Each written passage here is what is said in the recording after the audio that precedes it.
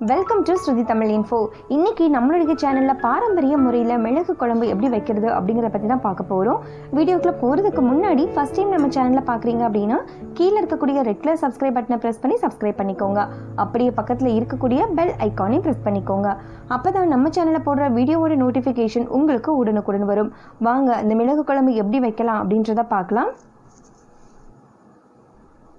மிளகு குழம்பு வைக்கிறதுக்கு ஃபஸ்ட்டு மசாலா ரெடி பண்ணிக்கலாம். ஒரு கடாயில் கொஞ்சமாக நல்லெண்ணெய் சேர்த்துட்டு நல்லெண்ணெய் காஞ்ச உடனே 1 கப் தனியா சேர்த்துக்கலாம், 1/2 கப் மிளகு,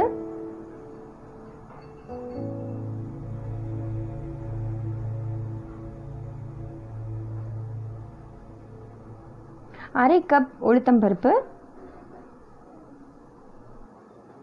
1/4 கப் துவரம்பருப்பு. இதெல்லாமே நல்லா பொன்னிறமாக வறுத்தட்டிக்கும், நல்லா வறுத்து எடுத்துக்கலாம்.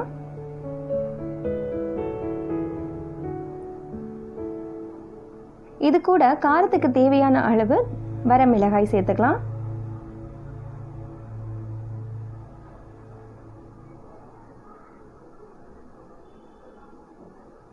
சேர்த்து நல்லா வறுத்து எடுத்துக்கலாம்.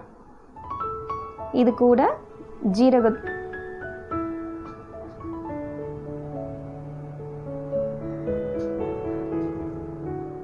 கொஞ்சமாக வெந்தயம் சேர்த்துக்கலாம். வெந்தயம் நிறைய சேர்த்துட்டிங்க அப்படின்னா கசப்பாயிரும். ஸோ இதெல்லாமே நல்லா பொன்னிறமாக வதக்கி எடுத்துட்டு மிக்சி ஜாரில் போட்டு நல்ல மையாக அரைச்சி எடுத்துக்கலாம். பாருங்கள், இந்த மாதிரி பேஸ்ட் அரைச்சி எடுத்துக்கலாம். இந்த குழம்புக்கு நல்லெண்ணெய் தான் யூஸ் பண்ணணும். நல்லெண்ணெய் ஊற்றிக்கோங்க. எண்ணெய் காஞ்சதுக்கு அப்புறமா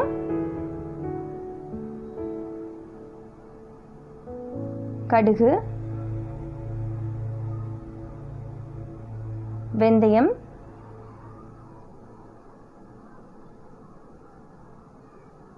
ஜீரகம், இது நல்லா பொரியட்டும். பொரிஞ்சதுக்கு அப்புறமா சின்ன வெங்காயம் எடுத்து நறுக்கி வச்சிருக்கிறோம், சின்ன வெங்காயம் சேர்த்துக்கலாம். பூண்டு,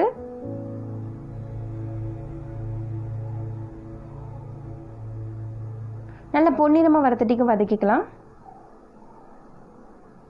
காஞ்சி மிளகாய்,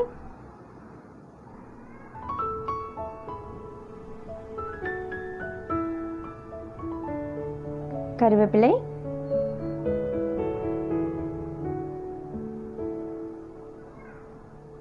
பாருங்க இப்போ நல்லா வதங்கிடுச்சு. இப்போ நம்ம எடுத்து அரைச்சி வச்சிருக்கக்கூடிய மசாலாவை இதில் சேர்த்து அந்த எண்ணெயிலே நல்லா வதக்கிக்கலாம்.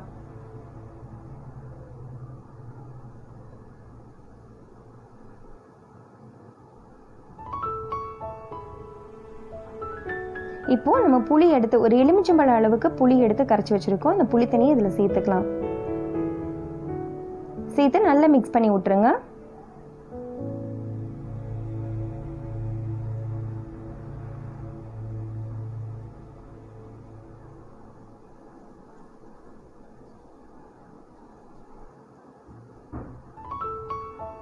கொஞ்சமாக மஞ்சள் தூள்,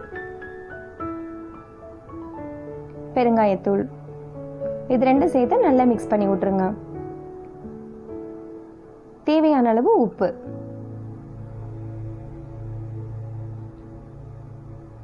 இப்போ இருக்கக்கூடிய கிளைமேட்டுக்கு இந்த குழம்பு ரொம்பவே உடம்புக்கு நல்லது. சளி, இருமல், ஜுரம் அந்த மாதிரி எதுவாக இருந்தாலும் சரி, இந்த குழம்பு வாய்க்கு ரொம்ப ருசியாகவும் இருக்கும், ஆரோக்கியத்துக்கும் ரொம்ப நல்லது. மிளகுல ஏகப்பட்ட மருத்துவ குணங்கள் இருக்குது. ஸோ குழந்தைங்களுக்கெல்லாம் இந்த மாதிரி செஞ்சு கொடுத்தீங்க அப்படின்னா ஈஸியாக சாப்பிடுவாங்க. பாருங்கள், நல்ல குழம்பு கட்டி சேர்ந்து வந்துருச்சு. இந்த மாதிரி இருக்கணும்.